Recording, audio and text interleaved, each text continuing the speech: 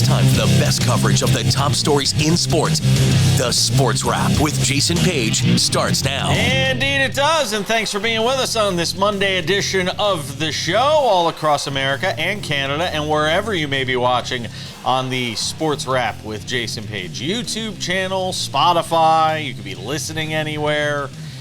We appreciate you being with us. We got a lot to do over the next 60 minutes. Our friend Bill Bender drops by for his first college football visit of the season. He was at ACC Media Days last week. I'll be curious to get his thoughts on that and what is going on with Deion Sanders. Coach Prime and his health is obviously still a big question mark as we get ready for the start of the college football season, just a few weeks away. Brian Twining will stop by, and to tell you how important Brian Twining is on the show today, normally Brian is in segment 5, that's his weekly spot. I moved him from a 7-minute segment in segment 5 today to an 8-minute segment, which may not sound like a big deal, but we usually front load our biggest stuff in the show in the first few segments.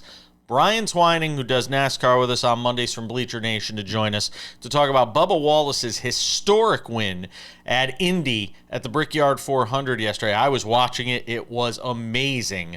And there's a lot to get into from that, and we will. There is baseball to talk about, the MVP race in the American League. Boy, I hope you took that Cal Raleigh pick when it was like plus a zillion, because you're probably liking it right now. We'll get into that as well, but we start things out in the NFL. Sam Yarnell, I know you'll have a lot to say on the Cal Raleigh, Aaron Judge stuff, so we'll wait and we'll hold our fire on that. But let's talk about some NFL stuff. You got Matthew Stafford dealing with a back injury right now. And I said this throughout the offseason, so I'm going to take a bit of a victory lap here of sorts. Because if you were Aaron Rodgers, I screamed this as loud as I could. Not that he's listening to anything I have to say. But I screamed this as loud as I could, Sam Yarnell, that Aaron Rodgers should wait to sign. Don't be in a rush. Don't run because, oh my God, there's only 1 or 2 teams right now with quarterback openings, and I gotta pick one or else I'm gonna wind up on the sideline and nobody's gonna want me. No. He could have sat out, he could have waited, and the exact scenario that we're seeing with Matthew Stafford is going to play out probably amongst a half a dozen teams during training camp, where somebody's going to get hurt, a team's going to need a starter. It might actually be a team that isn't the third best team in their own division, let alone the conference, and the Steelers, and you'd have a chance to go and play somewhere and actually have a shot at winning a Super Bowl, as opposed to just kind of playing out the string with the Steelers and Mike Tomlin. I don't get it. I said it. And I hate to be right, but I was right. And this Matthew Stafford instance is exhibit A as to why Aaron Rodgers should have just waited a little longer. Yeah, no, definitely, Jason. We'll get to the NFL in just a sec. First of all, super cute that you and I matched today. Ugh. We didn't even plan this, but it's absolutely awesome that the vibes are just so Super high on a cute. Monday that you and I telekinetically were like, it's blue collared shirt day. That's just what day it is here on Sports Wrap. And I learned that Sam, and by the way, I learned that Sam knows what grape Ramu soda is today, which I didn't know Sam knew. Jason, learning something new about me every single day. Yep. You're exactly right about the Bubba Wallace thing. Absolutely awesome. Over 100 races without winning one. Amazing. For that guy. You even saw it with the competition, giving him the wheel taps right after. It was great. The NFL thing. All right. Do I believe that Matthew Stafford is actually injured and is actually going to miss time this year? No, not a chance. I am almost sure that this was an agreement between Matthew Stafford and Sean McVay after he renegotiated his contract this whole offseason, that he was going to get a few days off from training camp without having to miss any paychecks or be fined any amount of money. So I'm totally cool with this Matthew Stafford situation. But the Aaron Rodgers thing, you hit the nail exactly on the head. If I'm Aaron Rodgers, which he clearly is, and I'll get to that in a minute, I am absolutely grinding my gears right now after watching how all of this is played out. Because quite frankly, Aaron Rodgers could have remained in the news cycle, which at the end of the day is all he wants and the only reason he is still playing football, for a whole extra month beyond when he somewhat left the news cycle. And the absolute second that the attention in the NFL media diverts from him and we start to look around training camp and other teams, and we're talking about Terry McLaurin and Micah Parsons and Matthew Stafford, what does Aaron Rodgers do? Lashes out at an all-time Steeler great in Terry Bradshaw. Terry Bradshaw made some comment about Aaron Rodgers. Yes. And then yesterday at training camp, Aaron Rodgers goes on and says, well, Terry Bradshaw doesn't know anything about me. News for you, Aaron Rodgers. We all know a lot about you. You've overexposed yourself. And that's really my takeaway from the situation, Jason. He's got to be so upset about how all this played out for his ego. Yeah. And look, I think ultimately there's going to be more guys that go down during training camp. There's going to be guys that go down. We just saw Kenny Pickett go down. He's dealing with an injury in Cleveland as the Browns try to figure out what their quarterback situation is going to look like. And everybody's talking about Shedeur Sanders not getting enough snaps, not getting reps with the first team. And what do you expect? They got 7,430 quarterbacks on that roster. What did you think was going to happen when they got into training camp? But what do you honestly think? Do you think Shedeur Sanders is going to get cut? Do you think Shedeur Sanders is even going to make that team? Is he practice squad? What's Shedeur Sanders going to be? I thought that Louis Riddick over the weekend, who I think is a very respected mind in NFL circles beyond his media platform, right? We know that he's always in conversation for GM jobs, and he's declined GM jobs in off seasons past. He had some really interesting insight over the off season, and that was, we need to remember that the front office would have to be embarrassed if Shedeur Sanders ended up with this job or taking meaningful snaps anywhere near the beginning of the season. He's not even the first quarterback they drafted in this draft. It's a horrible look for the front office and the amateur scouting department if Shedeur Sanders, your fifth round pick, is getting meaningful snaps, getting starts in a season where you have all these other quarterbacks. It makes all of your scouts look really bad. Yeah. And like I said, I mean, Cleveland's just one of a few situations where obviously the quarterback situation is still unsettled. We will keep an eye on it as we continue to go through training camps. Matt Verderam's going to join us on the show this week. Nick Ferguson will be on the show this week. Diana Rossini on the show next week, as she's making her tour of training camps as well. All right, don't go anywhere. We got more to do. Baseball on the other side. The MVP race in the American League in complete chaos now with an Aaron Judge injury. We'll get to it next.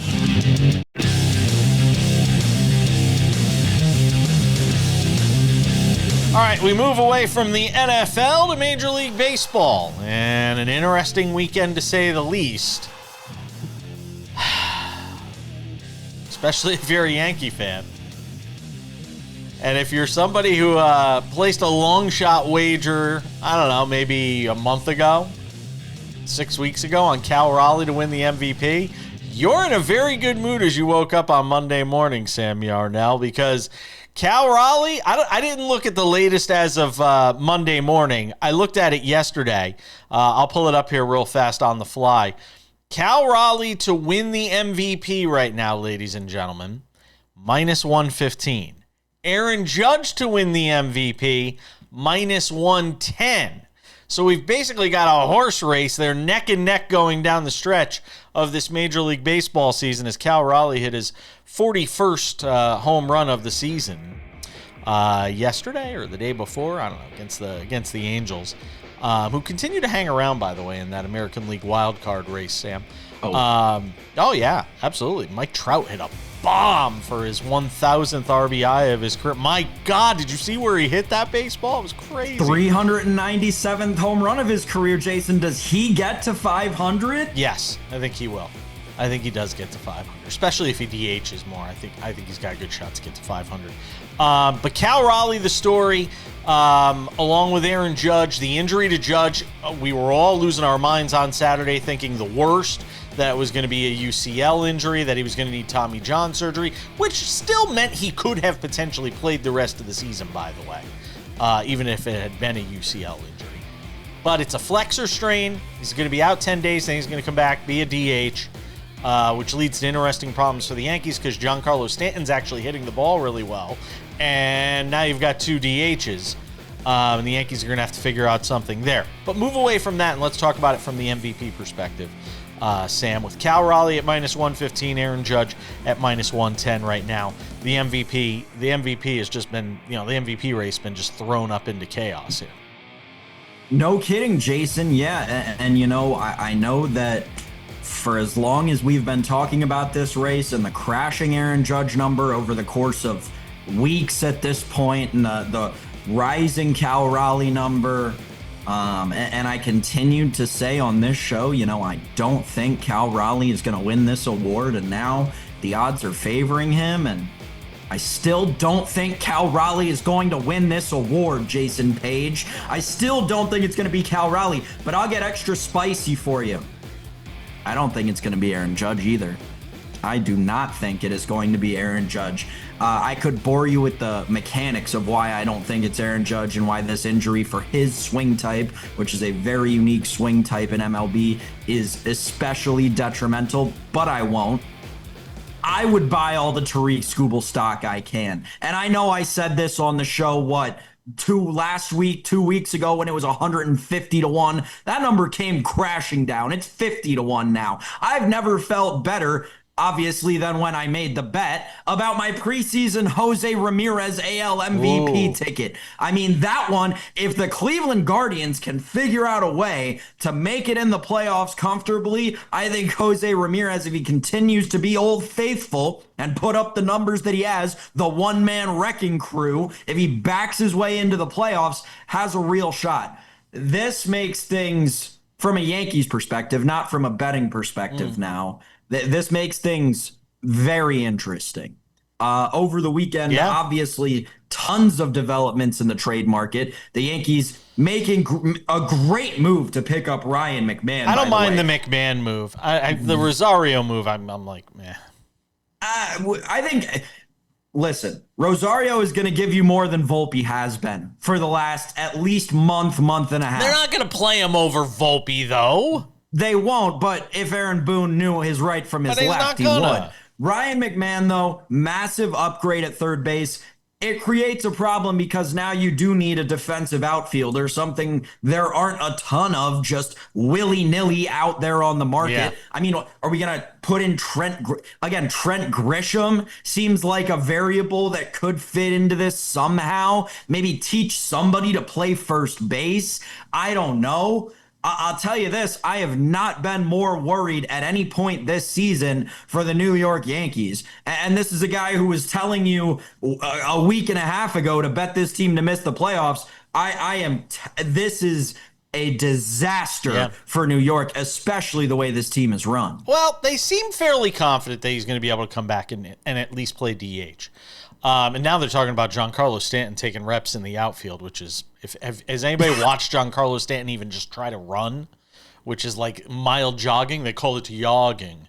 If anybody hasn't seen it, it's hard to watch. But they are talking about, desperate times, desperate measures. And Giancarlo Stanton is the ultimate team guy. He won't, say no to anything if they ask him to play in the outfield. Can I also mention one other thing?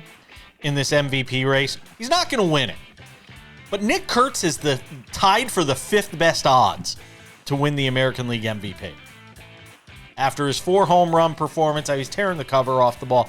And now he is not just the favorite to win the Rookie of the Year, he is the landslide favorite to win the Rookie of the Year. And if anybody remembers when we did our halfway through the season thing, I said, everybody, keep an eye on Nick Kurtz. He should be getting more love. And now look at Nick Kurtz. He's going to win your American League Rookie of the Year, barring some sort of injury, Sam. Whoa. He's minus 1,400. We saw literally a week and a half ago, the Jacob Wilson number was the exact same thing. This is the thing. These things, especially when you're talking about Rookie of the Year, it's a much more volatile market than an MVP, because MVP, you're talking about cemented guys. Rookie of the Year, as you see with Nick Kurtz, all it takes is one out-of-this-world game to make you the landslide favorite. So if Jacob Wilson has a 2-homer game, if Cam Smith has an 8 RBI game, I think that you'll see one of them come back into the fold. Roman under Anthony 60 and Carlos games. Narvaez are on teams that are struggling just a little bit too much, even though they've picked up a ton of the slack that team's gotten rid of. Speaking of struggling, real quick. Speaking of struggling, I think this could hurt Raleigh. They don't make the playoffs. Is he winning MVP? No matter what he does, I mean, short of hitting 62 or 63 home runs, he's not winning MVP if that team doesn't make the playoffs. And there's a chance they don't. Right. I think you're exactly right. And I think the same could be true with Aaron Judge. Again, Scooble. Buy your Scooble stock. Buy your Jose Ramirez stock. Let's go dart hunting. They got to come back a long way, though. Scooble at plus 5,000 and Ramirez at plus 8,000. All right, we're going to talk NASCAR. Huge story on Sunday. Bubba Wallace making history at Indy. We'll get to it next.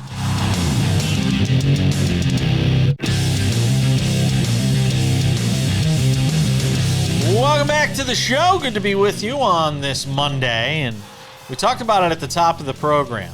I usually talk with Brian Twining, our NASCAR guy from Bleacher Nation, on Mondays. But usually we put it in, he has his set spot, segment 5 in the show, 7 minutes, locked in.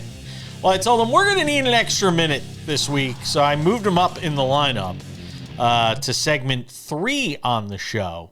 And Brian Twining, I mean, listen, I am dying to know what the ratings were like for that finish yesterday, because I can't think of a better story for NASCAR, for the sport as a whole, than Bubba Wallace winning. And there may not be, at least amongst the drivers, we'll get into the fan reaction a little bit, but amongst the drivers and the guys that are week in, week out racing on this circuit, I can't think of a more popular win than Bubba Wallace winning it at Indy yesterday. 100%. I think it just showed at the end of that race, after he crossed the start-finish line and the entire field caught up to him, pretty much every single driver that was passing him was giving him a door bump, saluting him on their way by, giving him a thumbs up, or even Alex Bowman, the guy who he's had the most run-ins with in recent memory, going up beside him, giving him a bump to basically say congratulations. And, something that you and I talked about quickly yesterday after the win, people that don't get the chance to meet him, talk to him, like I'm fortunate enough to see this in the media center, Bubba Wallace is quite possibly the realest and nicest dude in the garage. I mean, all these fans out there, they don't know the person, so obviously they're coming from a place of ignorance in the sense of what they think of him, but the guy is very well liked. And that leads me to the fan reaction. I was shocked. We did a SportsWrap short on it yesterday because I thought it was worth talking about it before we got on the show today. Mm-hmm. And some of the reaction that I have seen to it is very troubling to me. You know that there's sort of this underlying or this undertone of racism that exists within the sport. To deny that would be to deny reality. But to see it fester itself the way it did, just in reactions on my TikTok, both overtly and covertly, was kind of shocking me. The people saying, oh, he's only won 3 times in 9 years. They let him win. I've heard that one a bunch. They let him win. Yeah, because Kyle Larson, if you know anything about Kyle Larson, Kyle Larson isn't letting anybody win anything. NASCAR did it because of the lawsuit and all this stuff. Yeah. I'm like, what? The only reality of that statement is it was the opposite. If anything, if any sort of shenanigans were happening, it was that they were trying everything possible to not let him win. That's the only thing I'm going to say on that before getting too long into a rant. Well, we saw the 2 overtimes. We saw the rain. They had to stop the race because of the rain late. I don't have a problem with that. But then you get the 2 overtimes. It felt like everything was stacked against him, Brian. Yeah, and he hit on this in his post-race presser. Like, in the past, this is a situation where he probably would not have succeeded because of the way he was in his own mentals and that everything was negative. But having his child, another year forward in his career, everything is now looking positive for him. And the fact that he was able to get it done when he was also dealing with little to no fuel, I thought there was no chance that he was going to make it back around. probably the most impressive win that we've seen this year, in my opinion, because of everything that was stacked against him. Everything when they went to go do that second restart, I literally thought he was going to jam on the gas. He was just going to pump the gas, and nothing was going to happen. And you were going to see a huge pile up behind him. I just kept waiting for the point where his team was like, or where he gets on the radio and goes, "That's it, I'm out of gas." I was literally just waiting for that moment. All right, so let's ask the question: does this the natural progression in this is, all right, does this unlock him? Does it unleash him? Does it take the pressure off now to an extent where he could actually be competitive and maybe even win in the playoffs? Yeah, look, we talked about this last week. I wasn't really worried about him getting into the playoffs just because they've been performing really good so far this year. And now that he does have a win locked in, they can kind of focus on setting up for the playoffs, which I think he's going to be just fine there too, because now they can hunt stage points, hunt playoff points. He doesn't have to so worry about finishing results. And yes, I do think to an extent it does unlock this team to potentially make a run. And that's the other thing about yesterday. You want to talk about on a razor's edge. He could have won the race, which he did. Mm-hmm. He could have gone DNF. Which, when you're talking about the playoffs, that would have been a disaster. If he ran out of gas and couldn't finish, Brian, you're talking about the complete antithesis of winning. It would have really affected him from a playoff standpoint. Yeah, I'm going to say, so as somebody who gets to cover the races in a working capacity, we're supposed to be impartial, but I'm just going to go out and say, if I'm glad I wasn't in the media center, because my fandom would have definitely showed yesterday watching him win. And yes, to your point, we saw William Byron run out of fuel coming down the backstretch. He wound up finishing, I think it was 16th or 17th or something of that nature. So yeah, Bubba, had that happen to him, you're looking at from playoff lock to losing a ton of points. And he held off a great racer, a great driver in Kyle Larson. Catherine Legg. I don't typically bring up people who finish in 17th place. But Catherine Legg finishing 17th. This is a 45-year-old rookie female driver in NASCAR.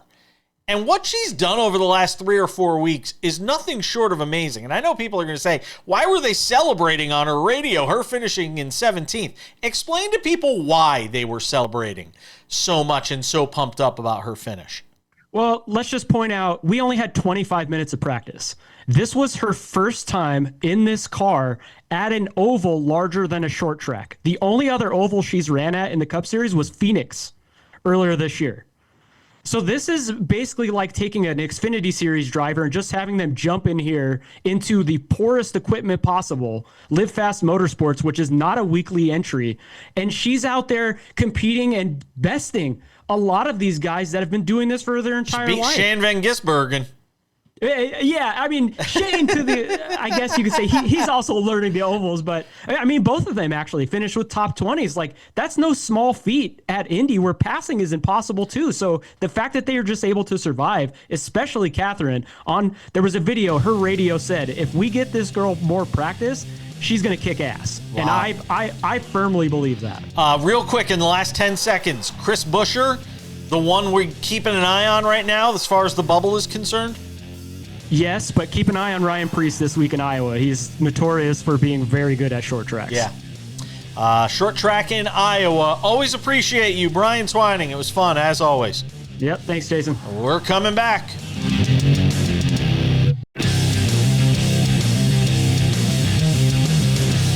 Welcome back. We take it to segment 4, halfway home on this Monday edition of Sports Wrap. The calendar's about to turn to August, which means we're just a few weeks away from college football. The games beginning, practices. No better time to bring in this guy. There he is. The great Bill Bender from the Sporting News hangs out with us on the show to talk some college football. I was so mad because they had Big Ten Media Days here in Las Vegas. They had ACC Media Days in Charlotte. And I said, Bill, you're going to be in Vegas, right, for Big Ten Media Days? And he goes, no, they're sending me to Charlotte. And I was like, oh. Sorry, Still not a waste of time, though. I'm sure. It was good to see Bill Belichick in a different element. And the term I would use, it was completely different than what you would expect. He was cordial. He was friendly. He was dealing out one-liners and trying to convince us all that this is going to be great this year in Chapel Hill. I think it is going to be super intriguing. I can't put a win total on it, but I think he was the story, which is that's what crazy. I expected. That's what I expected, was he was going to be the story. When we talked about it last week, I said, is there anything else other than him and ACC Media Days that you're really pumped up about? And obviously that was a reason to go to those to see what he had to say. What jumped out to you? What jumped off the page to you when it came to Belichick? Like I said, just the demeanor was different than what we're accustomed to. Talking about how he's going to run this like a pro program, maybe not to the extent of the Patriots, and the players saying, everybody's saying, well, how is he going to relate to players? Are you kidding me? He's one of the best coaches of all time. He's been relating to players that were younger than him for a quarter of a century. And I think with Michael Lombardi and the touch that he has on the program, it was interesting, and obviously Jordan Hudson was nowhere to be found. That was like that's interesting. I was going to ask you. So nowhere, not anywhere in the building. Nobody saw her anywhere. I mean, we had a reporter kind of like on the lookout, you know what I mean? Just in case there was in a hallway or something, but they were also an arrive day of, leave day of team. Okay. So that makes more sense there, right? Because Chapel Hill is close to Charlotte. That now, if this event had been in Miami or Pittsburgh, not that they would put it in Pittsburgh, but you get what I'm saying. It might have been different. What are we to make of how quiet it got? There was this thing reached a crescendo during the offseason with the Jordan Hudson stuff, and then it just died. It felt like somebody literally flipped a switch and said, all right, this ends now. Was it UNC athletics? Was it Bill Belichick? Somebody put the kibosh on this thing.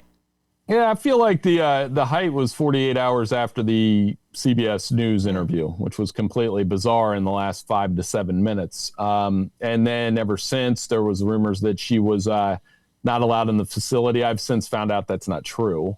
She hasn't been banned from anything. But, I think it just gets back to football. And Bill Belichick, when it just comes to football, I'm so much more intrigued by that than who he's dating off the field. I'm sorry. I think I want to see what this TCU game looks like. I want to see if his way works on the college level. I was talking to a good friend last week in Charlotte, and he told me, does Belichick still have it?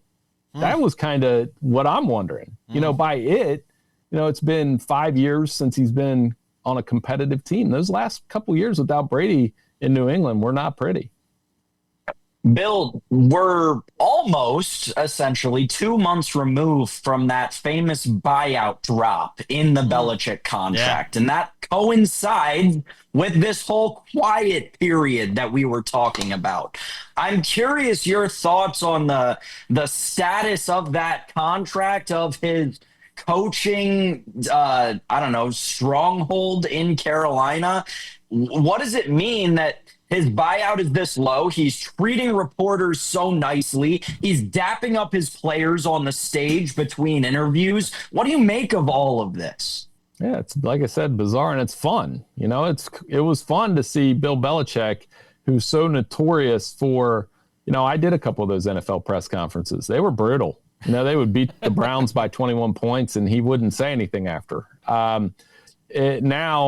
It was fun to see him engaging and being humorous. I used the story in my story last week. He walks out of the interview room and grabs a box of popcorn from the ESPN booth and just keeps walking. And he's like, "Can I take two?" And you see that we've wanted to see the human side of Bill Belichick for, I would argue, since he coached for the Giants. And now you're getting a little glimpse of that. And it's never too little too late. I think it's going to be a lot of fun. Now, how long does it keep our fascination? That is going to be dictated on how they get through a September where they play TCU and UCF.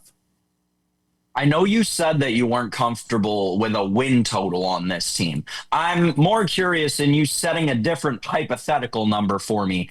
How many games is Bill Belichick the coach at UNC for? What would you set that over-under at right now? I think you got to put it around 24 because is he going to get to year 3?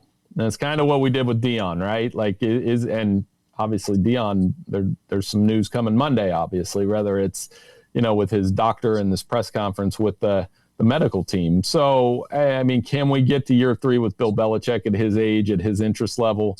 I always use the Bill Walsh comparison. Bill Walsh coached 3 years at Stanford. The first year was very good. Go back and look at the teams they beat. Penn State, Notre Dame. They make the Blockbuster Bowl, which was a thing at the time. And the next 2 seasons, not so good. So how long does he hold our interest? I would put that around 24, and you can bet on it from there, Sam. There's still one more blockbuster in the United States, by the way. It's in, I think, Bend, Oregon. There's one blockbuster left. That was still a thing. It is still a thing. Bill Bender's hanging out with us. I got a couple more questions I want to ask you real quick on the other side. And this Deion stuff is kind of crazy too. Bill Bender of the Sporting News hanging out with us on SportsWrap.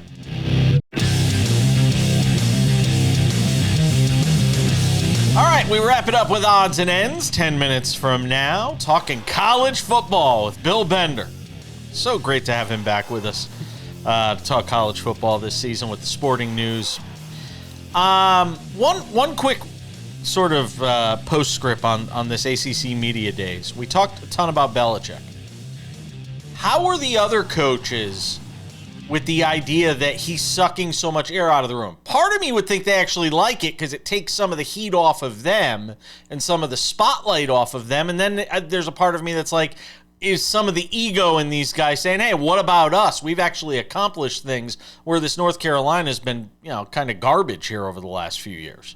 Well, the 2 coaches that would come to mind, one, Dave Doran, who did not have much of a crowd because he was the coach who followed Bill Belichick and the NC State players. And it was, you saw the exodus, as you guys know, happens in these media day environments. The coach that probably likes it, Dabo Swinney. I mean, he's got a top 5 national championship team, caliber team, going to LSU, they're playing LSU. And he was asked about Bill Belichick, and he even admitted, he's like, I'm sitting in an ACC coaches meeting and I'm looking over and I'm like, wow, that's Bill Belichick. So Dabo can play that off well, and I do think it takes a little heat off of him. Mike Norvell probably always also enjoys it because he was more of a sidebar with Florida State and whatever amount of pressure they're facing here in year after the 2-10 year. I know Sam has a question before we get to it. I want to make clear to our audience, depending on when you're watching this show, you're probably going to know what the news is with Deion Sanders, Coach Prime, over at Colorado, because there is going to be a press conference today. We're doing the show. We actually put together the show before that press conference. Still, I'm just curious to get your thoughts on the way this whole thing has played out with him in this offseason. And again, without really knowing what's being said by his doctors and his medical team. I mean, I saw a video of him the other day. He didn't look good, Bill. I hate to say that, but just from a health perspective, you could just tell he didn't look like himself. He wasn't that effervescent, glowing sort of Deion. He didn't look well, and all we can glean from that is obviously he's been going through some sort of health issue. But does anybody have a grasp on how serious this is? That's what we need to find out because, I tend to reserve judgment on health issues until you actually know. Sure. It was serious enough. But am I wrong in terms of how he looks? No. And you saw him come back to Big 12 Media Day. I thought the personality was the same and he was very good and on the podium. But, where can you do this? And that's not an easy job, what it requires. The late nights. Once that season starts, it's full go till November 30th. And I mean, he revealed he made a will in May. I mean, that's one of the latest stories that came out on this morning. He revealed that he had made a will back in May. So, I mean, this is clearly very serious. I mean, what's the succession plan if he's not the head coach at Colorado? Right, because we're so late in the game. And typically in that event, you'd go to the offensive coordinator, which you got NFL experience there, right, with Shermer. So I think that's where they would probably go if that were to be the case. It'd be cool if they made Warren Sapp the head coach. I thought the same thing. Warren Sapp. Let's go from crazy to crazier. Why not? I'm in for those press conferences, by the way, when somebody makes him mad after the Georgia Tech game. You know what I mean? So that would be fun. But again, it's kind of like the Belichick thing, very comparable. When they came in, you were wondering, okay, is this a 2-3 year thing? And the fact that the most games we're willing to go on Belichick is in the 20s is indicative pretty much what we did with Deion. We were wondering, is he going to coach there when his kids are done? Obviously, this isn't the same thing, but at the same time, it wouldn't surprise me. Bill, at Big Ten Media Day, we didn't cover the SEC either. That's crazy. We did 2 whole college football segments, and we're going to get no SEC. Wow, Greg Sankey may come for this show. Anyway, Big Ten Media Day, Curt Cignetti was asked a question about the scheduling, and he went on this long, effervescent rant about the SEC scheduling and how they tried to model it after theirs. What did you make of Cignetti's comments, and what's kind of Indiana standing within the Big Ten, where Penn State comes in, I believe, having won the coaches poll with Ohio State right behind them? Well, I mean, the messaging from Vegas was clearly that Tony Petitti had the coaches in line. They're talking about strength of schedule and the scheduling.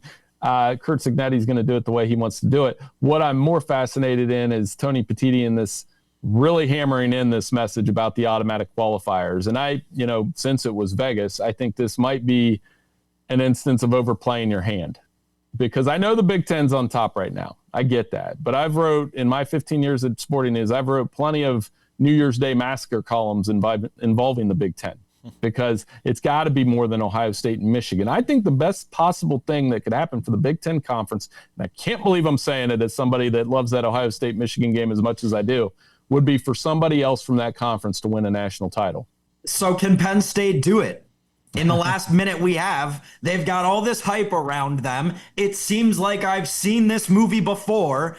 Can they do it this year, Bill? What's different about this team? Well, I'll take it off on this. I don't know what a successful season for James Franklin is. Is it just beating Ohio State, which they haven't done since 2016? Is it winning the Big Ten, back to the semifinals, or do they have to win a national title for the first time since 86? It's a lot to ask. I like the program. They would be the one, though. If somebody else could win it, Penn State wins it, it would be so good for the Big Ten. It can't just be beating Ohio State. It can't be. With Jim Knowles, they haven't beat him since 16. I think if they beat Ohio State, it unlocks the rest. Okay. That's why that game's so important to me. That's fair. Bill Bender, he does a terrific job on college football with the Sporting News. I always appreciate you, my friend. Look forward to talking to you throughout the season. Enjoy training camps and all of that, and we'll talk to you soon. All right, just about time to put the wraps on this baby for a Monday. Tomorrow on the show, maybe Nick Ferguson. I know he's coming on this week. I'm not sure if it's going to be tomorrow or not. Former NFL safety. We'll have full reaction, obviously, to whatever news there is on the Deion Sanders front as well. Nick very familiar with that situation, being in Denver and visiting Boulder often. So we have all that and more on the show tomorrow. Sports Wrap with Jason Page, the podcast. If you have not subscribed yet, make sure to go and do so. It's available on all your favorite podcasting platforms: Spotify, Apple Podcasts, YouTube Podcasts, iHeartRadio, and more. Make sure to go and subscribe today. It's free. It's commercial free. It's wonderful. It's a great thing. Why are you shaking your head? All I can see out of the corner of my eye is Sam shaking his head. Why are you interrupting my segment with shaking your head? What is the matter? Because your segment. What am I, chop liver? Just a fly on the wall? Because you give Nick this, I'm waiting for it. I'm waiting for the trigger word. You give Nick this whole long, elaborate description, and you failed to mention the most important part, that he was a former Buffalo Bill. Are the Bills still around? I forgot about that. I keep seeing pictures of their stadium, by the way. It looks amazing, by the way. So, a question that I can't wait to ask Nick tomorrow on the show, but do make sure you subscribe each and everywhere you get your podcast and watch us on Spotify. That works on the TV too, by the way. You can download the Spotify app to your smart TV, and then you can just click on SportsWrap with Jason Page on Spotify. You can watch the show on Spotify on your smart TV. I do it. You should do it too, because it's really awkward watching myself on TV. Okay, what I can't wait to ask Nick Ferguson on the show tomorrow, he always has that red Buffalo Bills helmet behind him, a helmet that the Bills haven't worn in years. They just announced that they're bringing it back. I can't wait to see it, and I can't wait to get Nick's take on it. We're going to have to get you a red Buffalo Bills helmet somehow. We got to figure out a way to make that happen. Spotify. We got to get the helmet guy back on the show before the season starts. We will get Nick Isayan on the show from Light Helmets for sure. Provided me with that nice New York Giants light helmet as well. Sports Wrap with Jason Page, the YouTube channel. If you have not subscribed yet, go and do so. Sports Wrap Shorts. We had one last week. We did something on Hulk Hogan. We did something on Bubba Wallace winning yesterday. Even when news is breaking and we're not on the air, you can check out our Sports Wrap Shorts over on the Sports Wrap with Jason Page YouTube channel. And without any further delay, ladies and gentlemen, time for some odds and ends. Sam Yarnell, I have no problem whatsoever with Nikola Jokic crying when his horse wins some steeplechase race or whatever the hell it was in Croatia. I have no problem with it at all. People are saying, oh, he showed more emotion winning with his horse winning a race than he did when he won an NBA championship. He doesn't own the Denver Nuggets. He owns this horse. It just means more. Hats off to you, Nikola Jokic.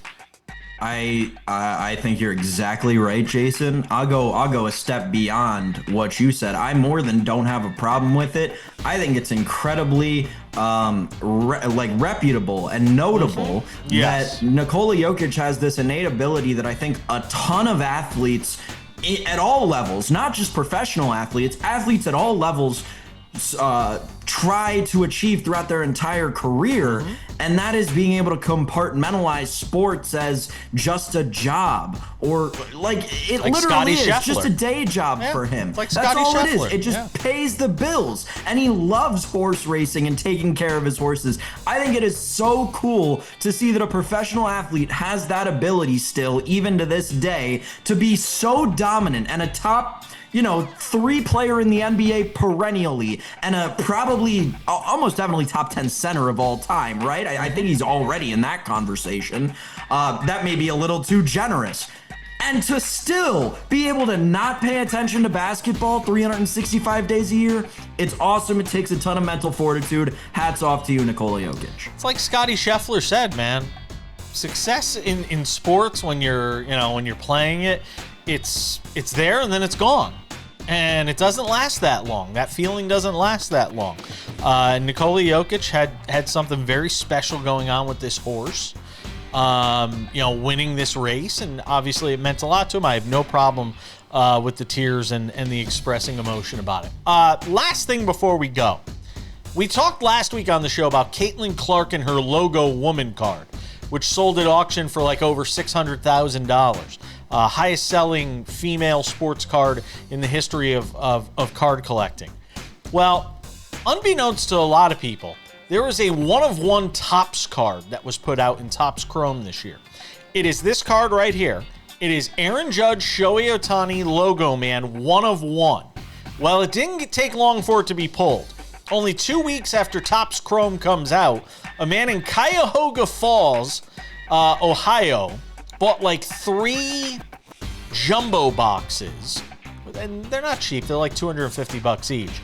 And he pulled the redemption card for the Shohei Ohtani, Aaron Judge, Logo Man 1-of-1. That is basically like winning the lottery. That's like scratching off a ticket and having the $1 million show up on your scratch-off ticket. Could you imagine pulling that kind of a card?